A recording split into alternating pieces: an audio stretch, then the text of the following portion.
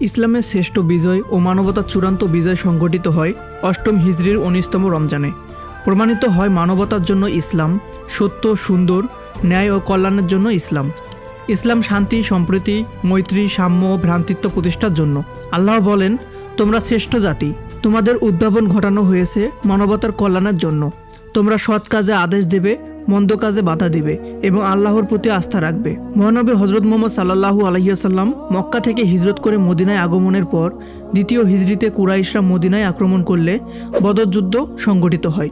এতে চরমভাবে পরাজিত হলেও পঞ্চম হিজরির 15 শাওয়াল শনিবার তার প্রায় 500 কিলোমিটার দূরে এসে আবার মদিনায় আক্রমণ করে।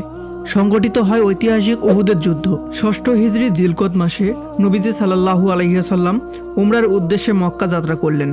কুরাইশরা বাধা দিলে মহানবী সাল্লাল্লাহু আলাইহি ওয়াসাল্লাম হুদাইবিয়া নামক এ জায়গায় অবস্থান করেন। সেখানেই সম্পাদিত হয় ঐতিহাসিক হুদাইবিয়া সন্ধি, যা বিশ্ব ইতিহাসে প্রথম লিখিত শান্তি চুক্তি। হুদাইবিয়া সন্ধির পর মক্কার বনু খোজা গোত্র হযরত মুহাম্মদ সাল্লাল্লাহু আলাইহি ওয়াসাল্লামের সঙ্গে এবং বনু বকর গোত্র কুরাইশদের সঙ্গে মৈত্রী চুক্তি করে। এই দুই সম্প্রদায়ের মধ্যে পূর্ব শত্রুতা ছিল।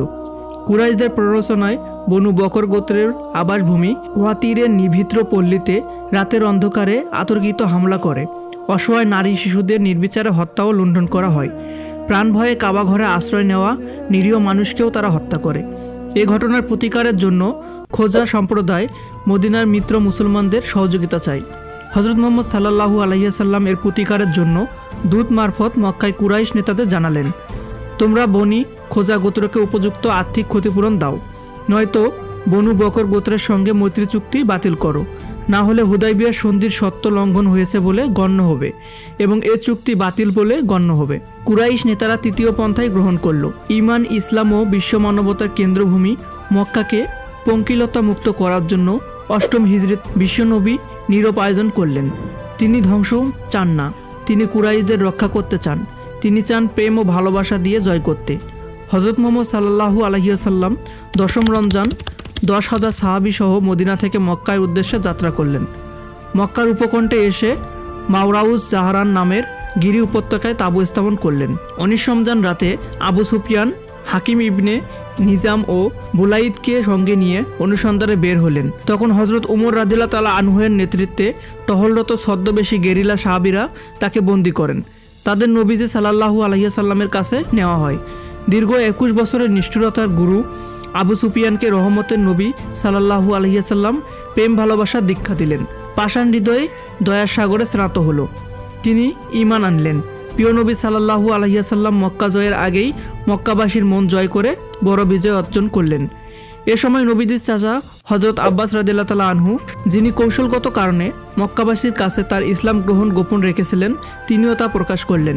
এই উভয় কুরাইশ নেতাকে নবীজি সাল্লাল্লাহু আলাইহি ওয়াসাল্লাম শান্তির পয়গাম ঘোষণার জন্য সকালে মক্কায় পাঠালেন এবং ঘোষণা দিতে বললেন, যারা কাবা ঘরে আশ্রয় নেবে তারা নিরাপদ, যারা আবু সুফিয়ানের বাড়িতে আশ্রয় নেবে বা তার নাম বলবে তারা নিরাপদ, যারা নিজ নিজ ঘরে অবস্থান করবে তারাও নিরাপদ।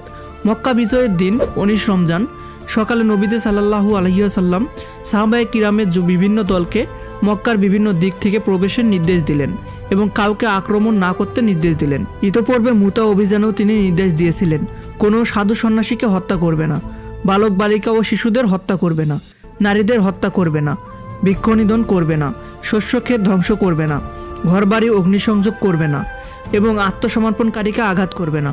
হযরত উসামা ইবনে জায়েদের সঙ্গে উঠে চড়ে রাসূলুল্লাহ সাল্লাল্লাহু আলাইহি ওয়াসাল্লাম অবনত মস্তকে সবার শেষে মক্কায় প্রবেশ করলেন। প্রথমে তিনি কাবা ঘরের দিকে গেলেন। তার চারপাশে আনসার ও মুজাহিরগণ ঘিরে ছিল। কাবায় গিয়ে তিনি আল্লাহর ঘরে তাওয়াফ করলেন। রাসূল সাল্লাল্লাহু আলাইহি ওয়াসাল্লামের হাতে একটি ধনুক ছিল। সে সময় কাবা ঘরের অভ্যন্তরে 360টি মূর্তি ছিল। ধনুকের মাধ্যমে এক এক করে তিনি মূর্তিগুলোকে ভেঙে ফেললেন।